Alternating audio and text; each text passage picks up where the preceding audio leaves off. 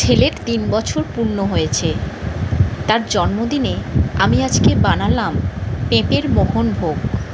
পেঁপের মোহনভোগ বানাতে আমাকে সাহায্য করেছে আমাদেরই রান্নার মেয়ে। সে প্রথমে পেঁপেটাকে সুন্দর করে পুড়ে দিয়েছিল, সেটা আমার ভিডিও করা হয়নি। পরে কর্তামশাই পেঁপে থেকে সমস্ত রস বের করে দিয়েছে। তারপরে ধীরে ধীরে আমি এই পেঁপের মোহনভোগটা বানিয়েছি। পেঁপের মোহনভোগ আপনারা যে কোনো ঘরোয়া অনুষ্ঠানে এই খাবারটি বানাতে পারেন, খেতে খুবই সুস্বাদু হয়। যে কোনো পুজো অনুষ্ঠানেও এই খাবারটি বানাতে পারেন, ঠাকুরকে নিবেদন করতে পারেন, খুবই সুন্দর খেতে। অনেকেই আছেন পেঁপে খেতে ভালোবাসেন না, কিন্তু কর্তামশাই বাড়িতে পেঁপে নিয়ে চলে আসছেন। তাদেরকে বলি এইভাবে যদি পেঁপেটাকে কুড়ে নিয়ে জল বের করে সুন্দর করে তেলে ভেজে নেন, একটু ঘি দেবেন বেশি করে, তাতে কিন্তু খাবারটা দারুণ হবে খেতে।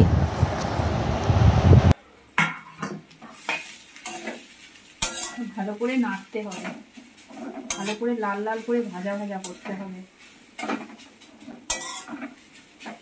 যতক্ষণ না লাল হচ্ছে।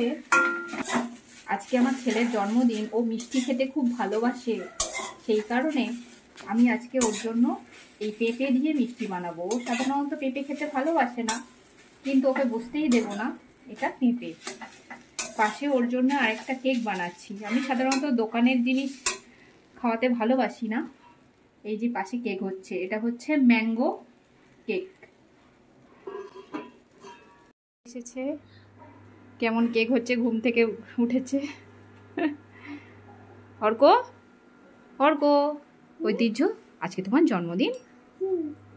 আচ্ছা, কেকে তোমাকে শুভেচ্ছা জানিয়েছে? কেকে কেন?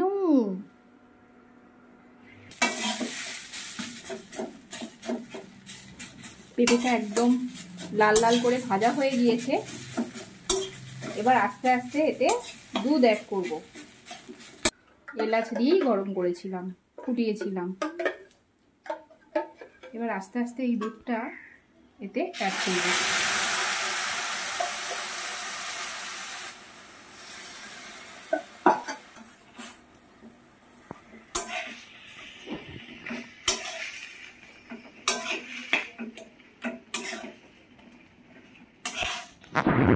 গ্যাসের ফ্লেমটা মাঝারি করে দেব।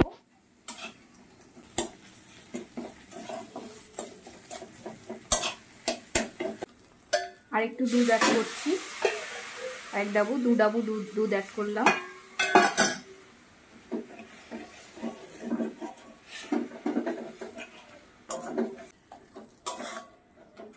বাকি 1 ডাবু দুধ ছিল, সেটাও আমি দিয়ে দিলাম।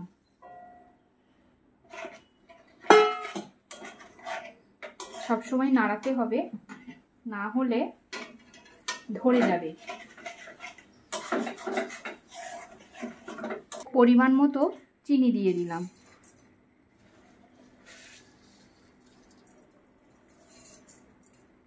একটু মিষ্টিটা একটু বেশিই লাগবে। এবার এটাকে ক্রমাগত নেড়ে যেতে হবে। আর একটা সুন্দর গন্ধ উঠছে, সেই গন্ধটা আপনারা বুঝতে পারবেন সবাই।